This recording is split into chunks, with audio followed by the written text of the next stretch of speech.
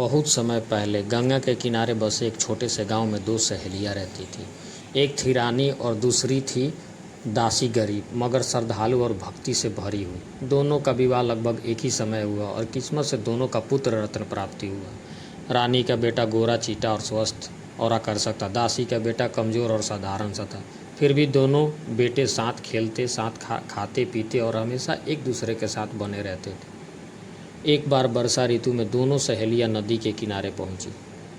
वहां उन्होंने देखा कि गांव की बहुत सी स्त्रियां उपवास और पूजा कर रही हैं। रानी ने यह पूछा, कौन सा व्रत है? महिलाएं ने उत्तर दिया, यह जीवित पुत्री का व्रत है, इसे जितिया भी कहते हैं। इस व्रत को करने से पुत्र की रक्षा होती है और उसका जीवन लंबा होता है।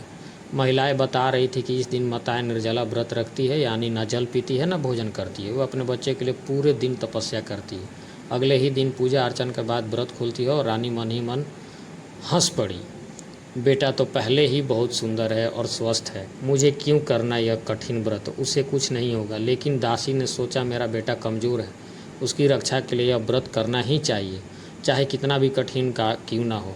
मैं इसी पूरी श्रद्धा से करूँगी। यह सोचकर दासी नियम से जितिया व्रत किया। उसे भगवान से प्रार्थना की, हे प्रभु, मेरे बेटे को लंबी उम्र दो, उसकी रक्षा करो। कुछ दिनों के बाद दोनों बच्चे साथ खेलते खेलते नदी में नहाने चले गए। शुरुआत में वो पानी में खूब मस्ती कर रहे थे, लेकिन अचानक नदी का बहाव तेज हो गया। खेलते खेलते रानी का बेटा गहरे पानी में चला गया और बेचारा डूब गया। दासी का बेटा डर के बावजूद तैरते तैरते किसी तरह किनारे पर आ गया। जब यह खबर रानी तक पहुंची तो उसका संसार उजड़ गया। वो अपने बेटे का शव देखकर जोर जोर से रोने लगी। रानी का बेटा बहुत ही हष्ट-पुष्ट था, लेकिन फिर भी भगवान का पूजा ना करने के कारण ये हुआ। रानी ने सोचा कि मेरे बेटे को कुछ नहीं होगा, लेकिन आज सब छीन गया। गांव की औरत बोली, रानी, यह सब तुम्हारे अहंकार और लापरवाही का कारण हुआ।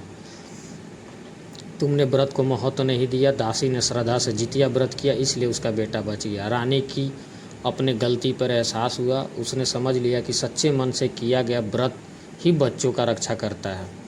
तभी से यह विश्वास बना कि जितिया व्रत करने से पुत्र की रक्षा होती है, उसकी आयु लंबी होती है और जीवन का सुख समृद्ध रहता है। यह व्रत खासकर बिहार, झारखंड, उत्तर प्रदेश और नेपाल में बड़े श्रद्धालु और विश्वास के साथ किया जाता है। इस दिन महिलाएं निर्जला उपवास करती है, पूजा पाठ करती है और भगवान से अपने